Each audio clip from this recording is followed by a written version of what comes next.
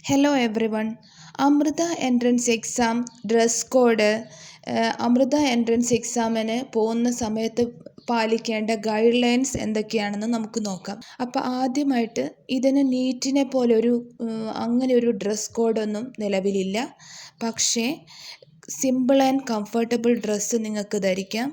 Jewellery അല്ലെങ്കിൽ metals avoid ചെയ്യുന്നത് better ആയിരിക്കും. ഒരുപാട് ലൂസ് അല്ലെങ്കിൽ ഹെവി ഡ്രസ്സ് അവോയ്ഡ് ചെയ്യുക. പിന്നെ ഓവർ കോട്ട് അങ്ങനെയുള്ള ഡ്രസ്സൊന്നും ധരിക്കാൻ പാടില്ല. ഷൂസ് അവോയ്ഡ് ചെയ്ത് ഓപ്പൺ സാൻഡൽസ് യൂസ് ചെയ്യുന്നത് ബെറ്റർ ആയിരിക്കും.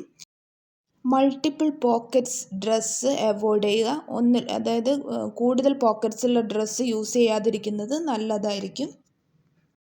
Electronic devices like mobile phone, Bluetooth, smart watch, calculator അങ്ങനെയുള്ള കാര്യങ്ങളൊന്നും പറ്റില്ല. അതൊക്കെ അവോയ്ഡ് ചെയ്യുക. Admit card and ID card നിങ്ങൾ ക്യാരി ചെയ്യുക. നിങ്ങളുടെ ഫോട്ടോ ID ആയിരിക്കണം. അതായത് ഫോട്ടോ ഉള്ള ID കാർഡ് ആയിരിക്കണം. ആധാർ കാർഡ്, പാൻ കാർഡ് അല്ലെങ്കിൽ പാസ്പോർട്ട് ഇവയിലേതെങ്കിലും ഒന്നിൻ്റെ ഒറിജിനൽ നിർബന്ധമാണ്. ഒരു പാസ്പോർട്ട് സൈസ് ഫോട്ടോ കയ്യിൽ കരുതുന്നത് നല്ലതായിരിക്കും.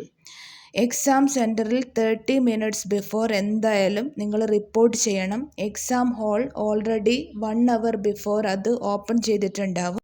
നിങ്ങളുടെ കറക്റ്റ് എക്സാം രജിസ്റ്റർ നമ്പർ നോക്കി തന്നെ നിങ്ങൾ ഇരിക്കുക. വൺസ് നിങ്ങൾ റൂമൊക്കെ മാറി ഇരുന്നാൽ പിന്നെ നിങ്ങൾക്കത് എക്സാം വരെ ക്യാൻസലാവുമെന്ന് AEL ഹാൻഡ് ബുക്കിൽ പ്രത്യേകം കൊടുത്തിരിക്കുന്നുണ്ട്. അതുകൊണ്ട് സൂക്ഷിക്കുക.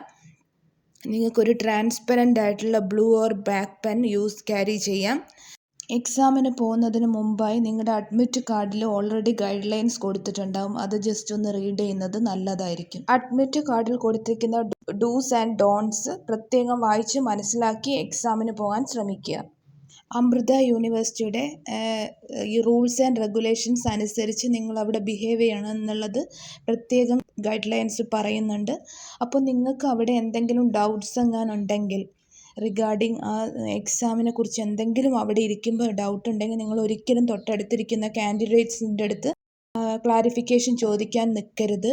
അവിടെ എക്സാമിനറിൻ്റെ അടുത്ത് മാത്രമേ നിങ്ങൾ ചോദിക്കാവുള്ളൂ. അപ്പോൾ ചെറിയൊരു കാര്യങ്ങൾ വരെ നമുക്ക് ക്യാൻസലേഷൻ ആവാനുള്ള കാരണമായേക്കാം.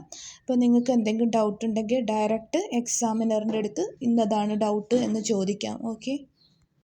നിങ്ങൾ അപ്ലിക്കേഷൻ ടൈമിൽ കൊടുത്ത ഡാറ്റാസും നിങ്ങളുടെ അഡ്മിറ്റ് കാർഡ് കിട്ടിയപ്പോൾ അതിലുള്ള ഡാറ്റാസും കറക്റ്റാണോ എന്നുള്ളത് പ്രത്യേകം ചെക്ക് ചെയ്യണം. അതായത് അഡ്മിറ്റ് കാർഡിൽ നിങ്ങളുടെ പേര്, എല്ലാ കാര്യങ്ങളും അത് കറക്റ്റായിട്ടാണോ കൊടുത്തിരിക്കുന്നത് എന്നുള്ളത് പ്രത്യേകം ചെക്ക് ചെയ്യുക. അപ്പോൾ ഇത്രയും കാര്യങ്ങളാണ് നിങ്ങൾ സൂക്ഷിക്കേണ്ടത്. അപ്പോൾ ഓൾ ദ ബെസ്റ്റ്. എല്ലാവരും നന്നായിട്ട് പോയി എക്സാം എഴുതി വരിക.